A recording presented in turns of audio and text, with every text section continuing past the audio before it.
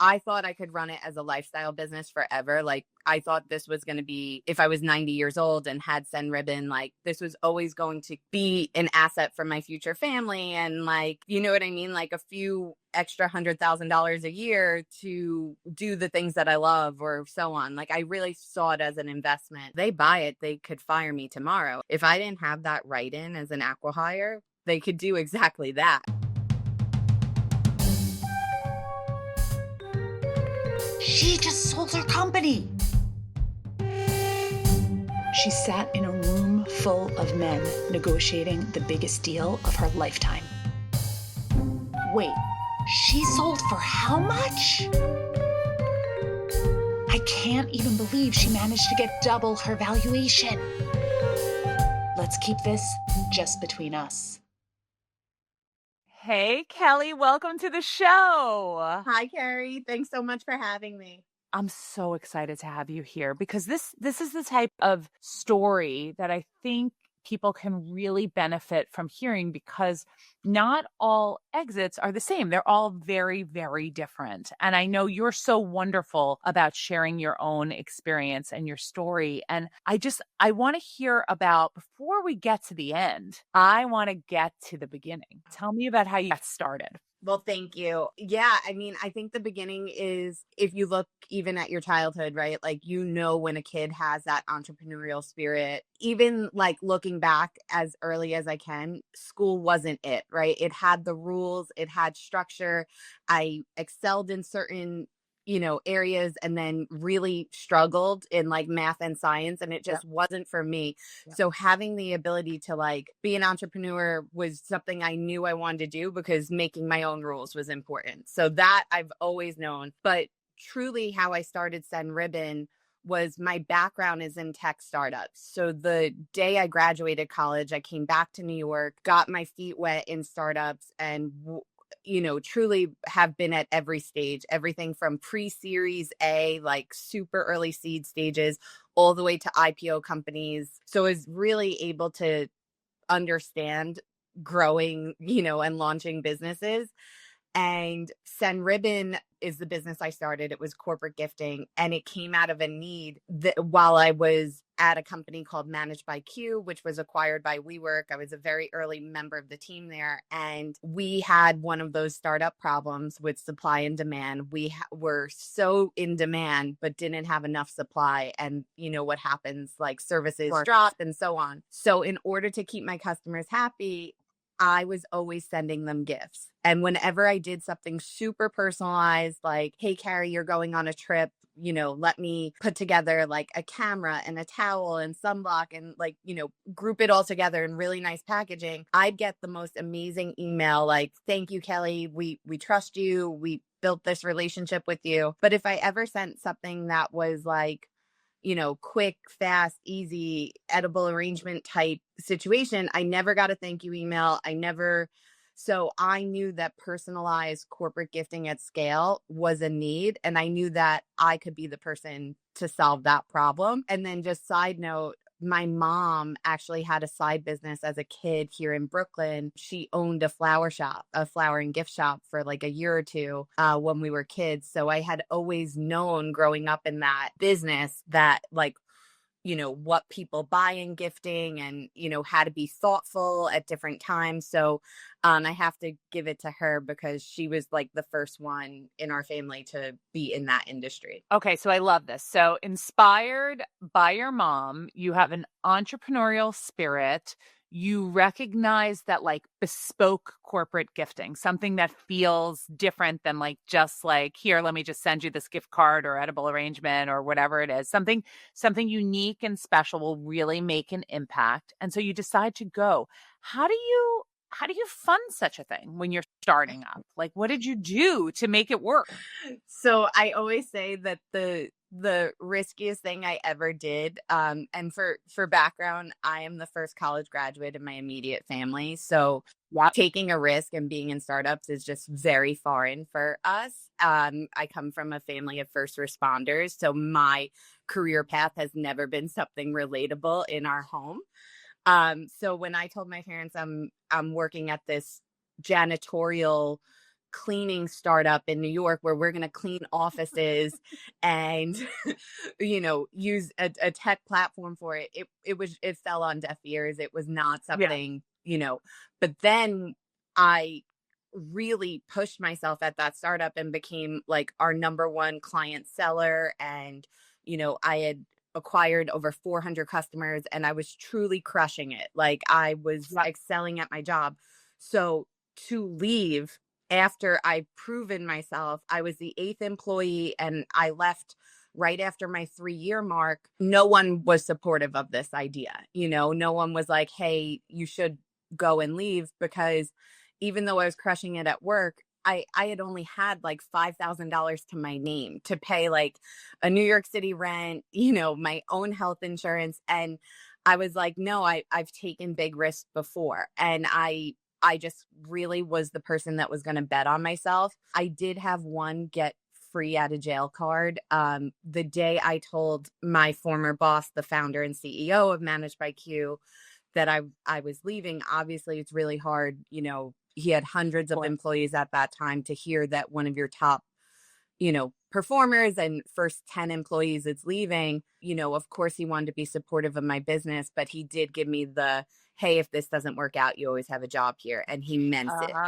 He truly How meant beautiful. it. How it's so important. I think so many of us don't have a safety net. Like I hear this all the time about people who don't come from a wealthy background or have parents to fall back on who'd be like, okay, but it's so wonderful that from your good work at that company, you sort of had a little bit of that safety net. It must have made you way more able to start by knowing like you had a fallback plan. It absolutely did. I think, when we talk about female founders and like all the discrepancies, everything from raising VC money to actually having the exit gap. And, we talk about it in our community all the time.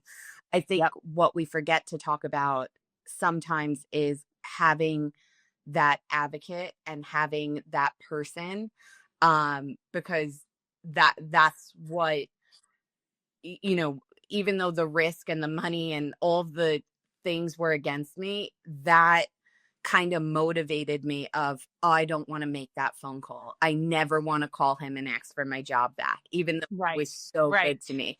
And I would say, I continue, because I didn't have coworkers when I left, and I had the best community. That was like the hardest thing, is we worked so many hours for that startup, nights, weekends. Like that was my friend group in the city. Like everything about that job built me and built, who I was at that time. So like I was still crashing his happy hours, and like, if the team was having like pizza Friday or something, I just randomly show up in the office. And so I felt like they were still my community and very much a part of it. But I did not ever call and ask for help until I was exiting, because he was someone who exited and I had to make that phone call. And I said, like, I don't need a job, but I need your help. So I did get to use my get free out of jail card when it happened. Okay, so you leave and you've got, you have that safety net, but that's not something you want to do. Like you do not want to be calling for a job back. You want to make this successful. How do you financially manage that process, not just like with the numbers, but like in your head? Like, how do you process like, okay, I've got 5K. I need to make enough to pay for my apartment and my life and all of this stuff. And I assume you needed to buy inventory for what you were doing. So how do you work through that process, and how do you get to a place of from start to like, okay, I'm steady? Yeah. I mean, looking back now, I don't think I would have the guts to do it again. I feel the same. I feel the truly same. get chills thinking about like how scary this was, because I will give an example of like one hit to your business could have wiped it out, because you don't have a second plan. So I started to get rid of everything in my life that was an expense. So my family home, I moved back in. My parents are snowbirds and they didn't know I was moving back in. And I made one of You snuck into your house. You were just like, yeah, I'll just be squatting here. I Thanks. was squatting. No, if You're that is the squatter. true story, if anyone ever wants to question it, my mom would be happy to vouch for that. They were horrified. One of the childhood bedrooms that was an inventory room, it was just so crazy. They could not believe, you know, my dad was just like, all right, if she quits, she has to figure it out. And like, he did not think that his home was going to be the place I figured out. But yeah, there would be pallets of stuff coming to the house. I was always, I also don't drive. So this is a true story. Like, I would always be on my bicycle chasing down like UPS, USPS, like always like, where's our inventory? Hey, I need you to take these orders. Like, it was like a Oh my God. On a bicycle. full grind. Like, it was truly like, hey, Wow. I'm going to figure this out. So I started to eliminate all my costs because I had no money. And then I tried to learn everything I could for free. So I also had these ideas of what inventory would work, but I didn't really know, right? Like, I had the best thing about it is I had the core customers. I had over 300 office managers as my clients. And in our coffee chats and regular, conversations, I would say, like, who to use for gifting. And it wasn't a competitor because we were selling janitorial services. I was just trying to learn everything. Like, how much do you spend, if there's a death in the family, how much do you spend on marketing, PR boxes, right? And I learned so much from my clients that I was able to build from them. But then I needed to figure out the inventory piece. And this was the craziest thing I've probably did. One of the crazier things that I did in my business was I'm ready. I went to the I Javits. can't wait. I went to the Javits Center for the New York Now show, and that's where you learn about all the different vendors. And I had never been in merchandising, never purchased inventory. I've always been in tech startups. And I realized very quickly I didn't know what to do. Like, I realized, like, I don't know line sheets, I don't know product orders. So I had to legit pretend. And the first day it was so overwhelming. I just walked and let anyone who spoke to me speak to me, and I listened. And then the second day, I'm coming down the escalator and I'm so overwhelmed. I'm like, oh my gosh, I never thought about this part. Like, can I do this? And there's two women and they are dressed immaculately. They look so nice. I'm like, oh my gosh, like, one almost looked like famous model type woman. And I was like, okay, I'm going to stick with this bunch. Because when we got to security, the security guard kind of thought all three of us were together. So I was like, all right, good. Like, I look the part. Like, they were buyers for Ralph Lauren, looking at they had not buyers for Ralph Lauren. One worked at Ralph Lauren previously, but I think they were buyers for Saks, right? That's what it was. Okay.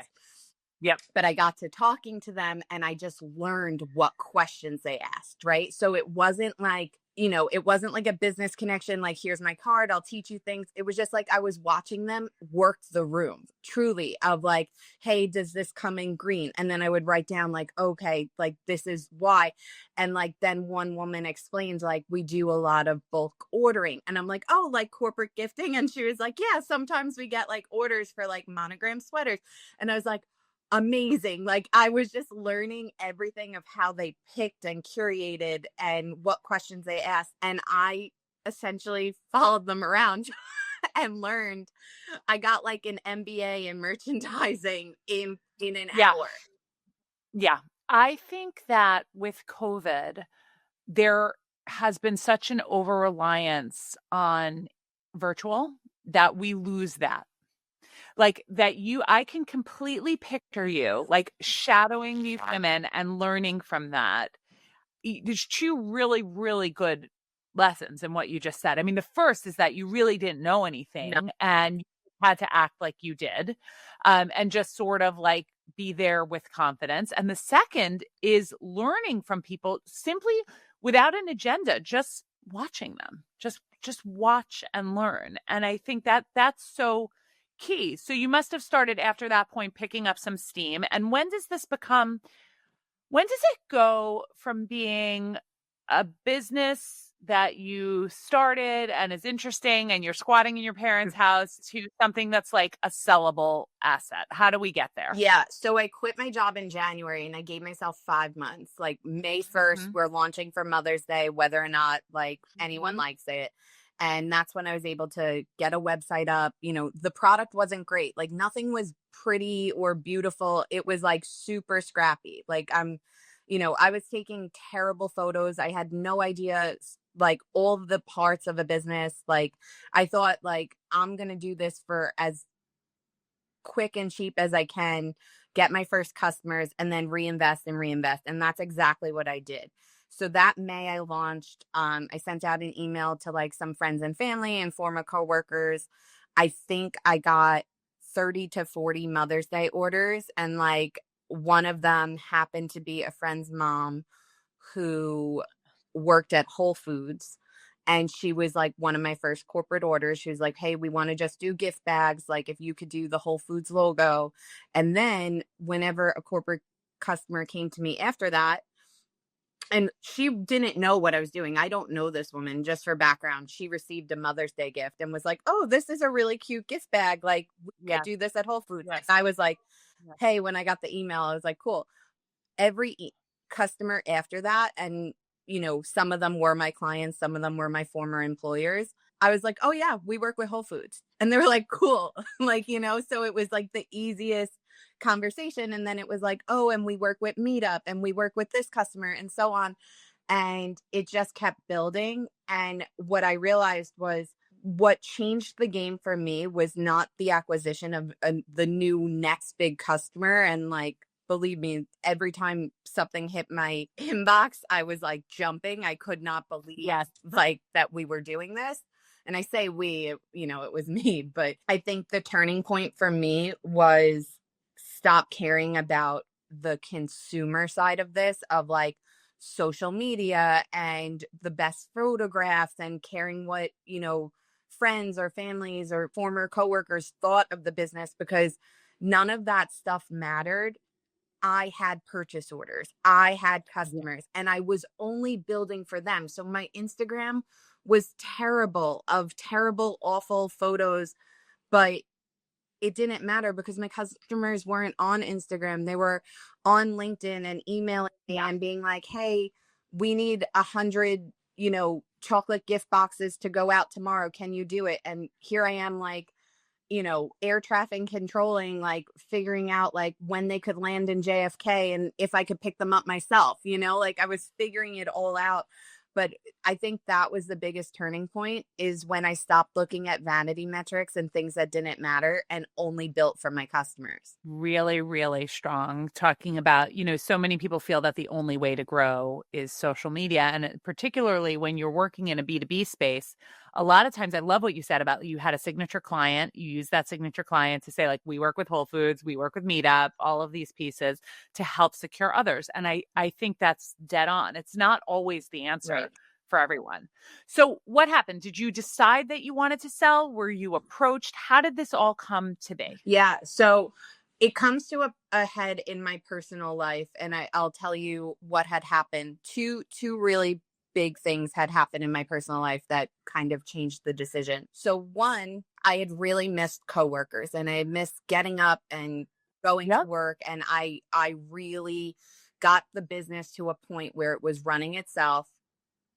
It had broken even, and I didn't need to do that much. Like, it was a lifestyle business, and it was always going to produce a few $1,000s, if not hundreds of thousands of dollars a year, to keep it running. And I had gotten the itch to like go back. So during this time, I took on a role at DoorDash, and it was so I had my business, it was running itself. And for 1 year, I double dipped, and I wasn't doing outreach for my business at all, because like I said, it was only inbound customers, and I was, it was truly operating, was at DoorDash. And at this time, I was just at that place in my life of like, okay, I something's not right with my health, but couldn't figure it out, whatever. So with this, the pandemic hits. I'm at DoorDash, which is growing like a weed during COVID because everyone needs delivery. And I'm in a corporate gifting business at night. So this was the craziest time in my life because I am in two industries where the world needs it entirely at that moment. And I still had that like anchoring of like, hey, something's not right with my body, my health. Like I could tell something was off. Long story short, I had met one of the 5 founders of UrbanStems 6 years prior. So when I was at Managed by Q and I was sending out all those gifts, I always used UrbanStems and I was a power user. And one day I got an email from one of the founders and they were like, hey, Kelly, would love to pick your brain over coffee and learn how you use our product because you're using it from a business address and frequently using it. We go out to coffee. They were like, we don't have B2B. This is before I even started Send Ribbon. This is 2014. Okay.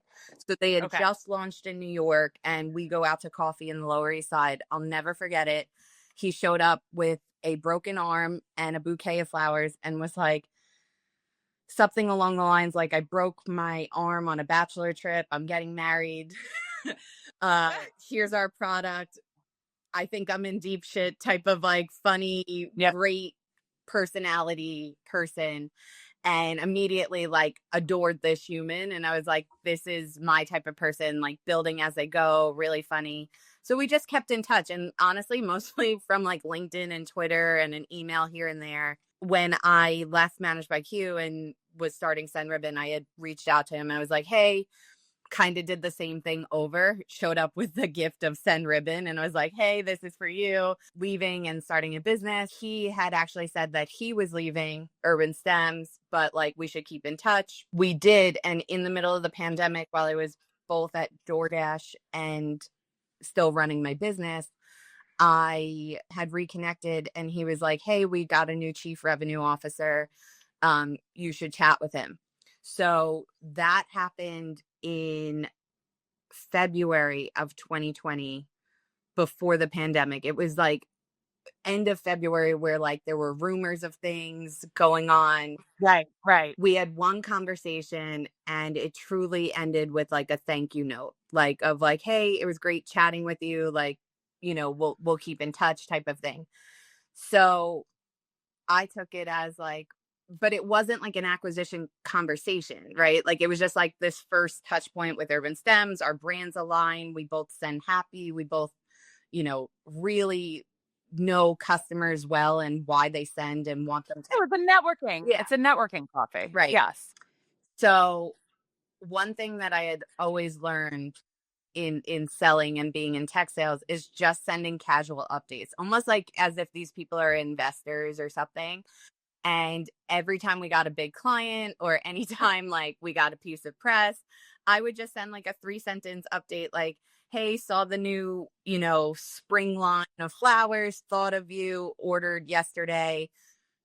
Here's 3 things that I'm doing. Right. And like, it was kind of like I always describe it as like being an ex-girlfriend wanting like, I just need you to know what I'm doing. I just want you to know what's up and that I'm fabulous. Right. This was your form of like the social media brag. Like it was just a 1-to-1 brag. Yeah. Like it's just like to this, person, like, hey, this is what I'm up to. Like hope y'all as well. I know it's a busy time.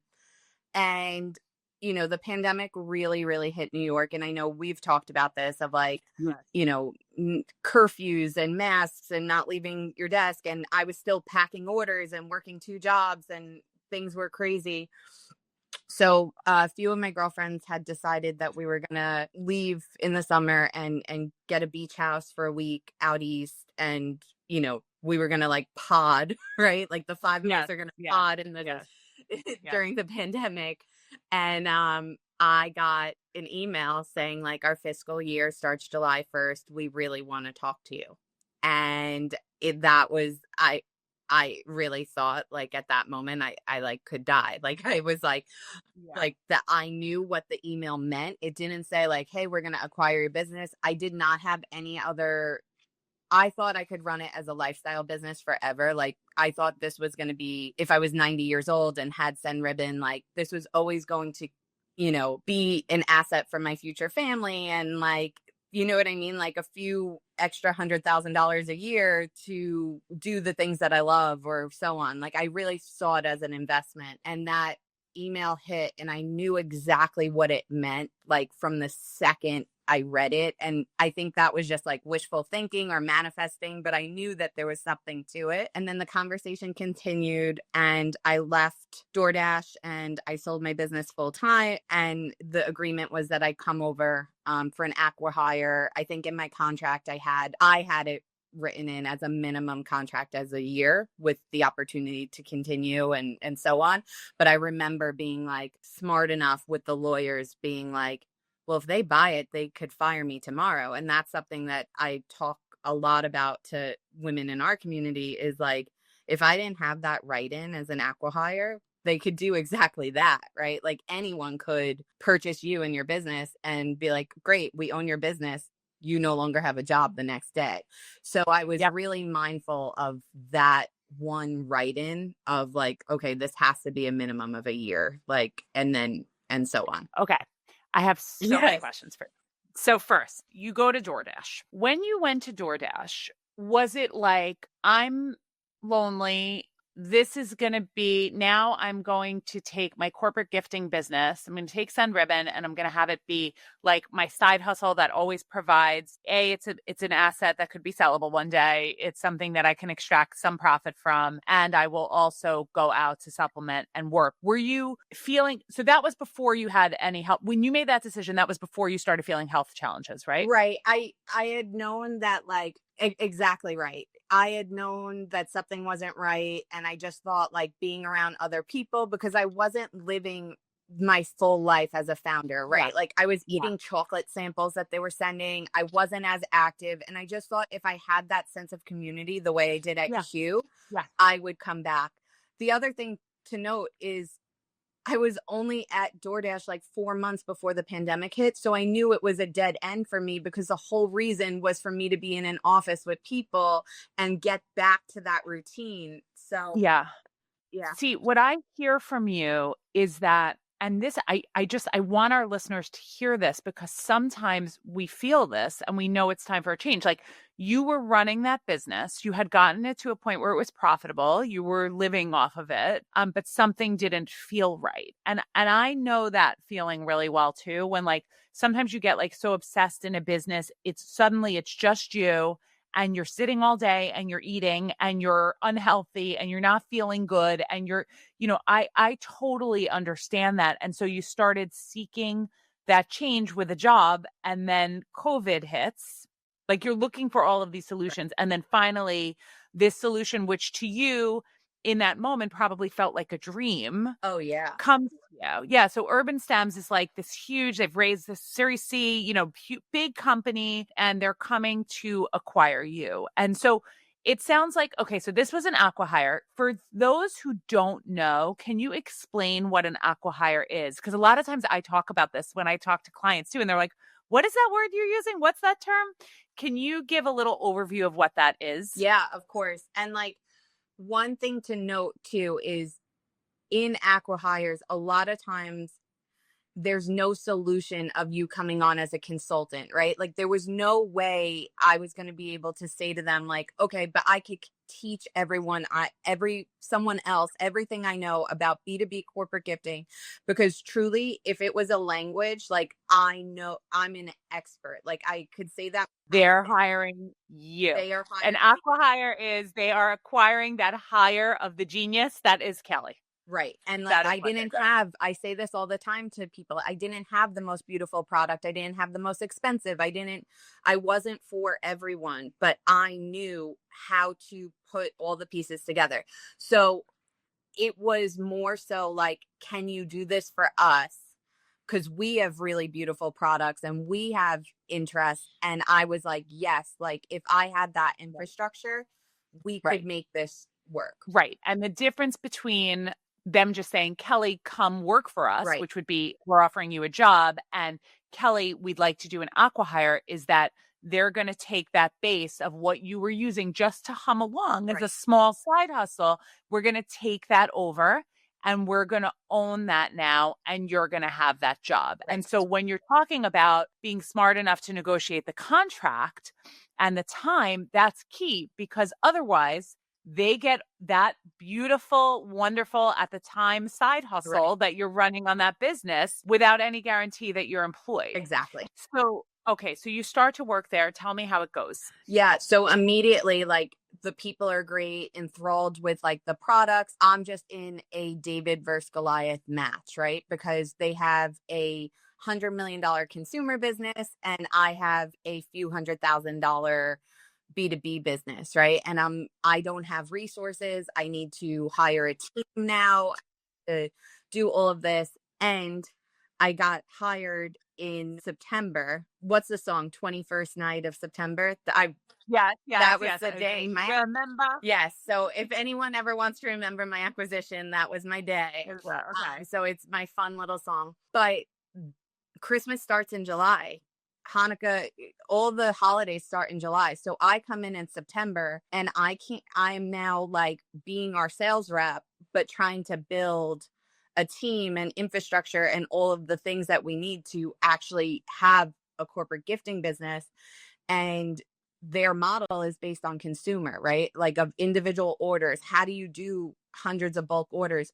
So I was just immediately up against our holiday season, and it was a lot of work, right? Because, you know, I needed months of planning, and it was just like getting through the first round of holidays of Christmas and Valentine's Day. You know, those are the huge holidays for flower businesses while I'm learning, right? Like it wasn't like a 30, 60, 90, hey, onboarding. It's like go, go, go, you know? So it was a lot of hours, a lot of like trial and error. How quickly did you realize?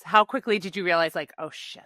So that part's hard. I think I knew that going into it because I had tried to push back my start date like so many times. I had said like, you know, it was also while DoorDash was going through an IPO. So I was like, hey, I would love to vest a little bit longer. You know, I would love to start January 1st. And it was just like not really, you know, possible and so on. So I made a lot of mistakes in that process because I left a lot of money on the table at DoorDash to go pursue this. Yeah. So, you know, that hurt too. Like that was like one of the gut punches where like it hurts so bad that like you just wake up and you're sick to your stomach and like actually throw up because you're like, oh my gosh, did I make the biggest mistake? Like, you know, and so on. So that was hard. And then just every day figuring out, you know, how I was going to do this, how to pull in resources and get them excited to work with me when that's not really their job. They already have full-time jobs. So there was a lot of challenges in that way. But like I said, like amazing product, incredible people. Like it was just like, it was like a multitude of problems. And it was that spring, that April that I went for a scan. And that's when I started to really get sick and I had surgery in that June. So it was like, hey, I'm 6 months in, went through a crazy holiday season, my first year on the job. And now I have to have a major surgery that was supposed to put me out of work for 6 weeks. And I came back to my laptop in 4 days because it was the same week I finally got 2 hires. And it was the same week I had to train my direct reports. So it was just like timing on all of it was crazy. And, you know, I'm so grateful for all the lessons learned in all of it. But when I came up for air, I realized like everything about my full exit was the right choice. Like I made the right choice. Okay, so I want to talk about this. So when you do an acquihire like this, typically you're like, okay, here's your salary and here's your, you know, you get a piece of the company or you get something in the long term and the long tail. And what I hear from you, I mean, whether or not it's related to the fact that you went there, your body literally just stopped. Yeah. And so how, looking back, and I hear a little bit of the regret about DoorDash and the challenges there, but I also hear like no regrets, which I love because it's no regrets. But what would you, looking back, maybe have done differently? if you were looking at it? I know we don't regret, but I think it's good to look back and say like, okay, I had this smaller business that was beautiful and great. And like, I could have worked a million places and still run it. And then I went to join a larger company and sell it. And now I have this potential, I'm assuming, and you don't have to tell me where we are, but like, I'm assuming you have your initial salary that you did and then whatever future gains of the company that you might get. What might you have done differently? Yeah, I think the first thing I would have done differently is not just worked out in the contract, like my salary and like, the commissions of the expected sales or like, all of the things that were valuable to me. But what I was missing was the infrastructure of the actual resources. Like, hey, we put together like a minimal budget, right? Of like the talent I need wasn't at the salary expectations, right? So like I'm so used to working at X level, but now I have a smaller budget to hire and I'm expected to train and like make, you know, like make them knowledgeable of all the things I know. And like mine comes with years of experience. And like even when I was in tech startups, like I was running circles around so many people because I work so fast, I work so hard. I know what I'm really, I push myself, right? So now I'm training people remotely. Yeah. So I think that in thinking about your deal, it's looking back and saying, like, okay, it's not just about me and my salary. It's what resources will I have to be able to accomplish the goals that are set. It's such a great learning. My question for you is when is an acquihire like really right for someone? Because I do find it is right in some cases, but I think we have to get really clear about the right types of places for that type of thing to happen. Where do you advise on an acquihire? Okay, so this is something that I'm sure you have heard in your career. Your business is your baby. Yeah. Over and over and over again, people say your business is your baby, your business is your baby. And I had done a lot of deep work. Like truly when I made this decision, I was like, this brand I've grown up with. I knew their mission, I knew their customers. I still believe that they are the best flower and gift provider on the planet. Like I deeply believe that. So I knew that this was the right choice and the best next step for my baby. I knew when you are, a so-called parent or, a founder in this, you have to let go of everything because you are now an employee. And the same people do not look at your business or your baby in the same light. They don't have the same expectations and so on. So I had to do that real deep work of being like, hey, this is the right choice for me. I know that I'm going to be comfortable if they scratch the name, if they scratch the brand, if they're just like, hey, it's now UrbanStems B2B business. Like I was open to truly all of it, but I don't recommend anyone do that unless you're all in because it is very hard to see something that you had to make so many sacrifices for. And one thing that we've talked about is I'm 35 now and single and, I at that time, I was 26, 27, 28, like going to all my friends' weddings. And here I was, I have this business, right? It had all of my attention. There is that personal side of it where you have to be really open and honest with yourself of like, will you regret those years of hard work that you put into it? And are you okay with someone else taking that control? And, so that's something that as much as I prepared for, and like I said, I did that like real deep thinking, like on it, nothing could truly prepare you for that moment of like, you're like,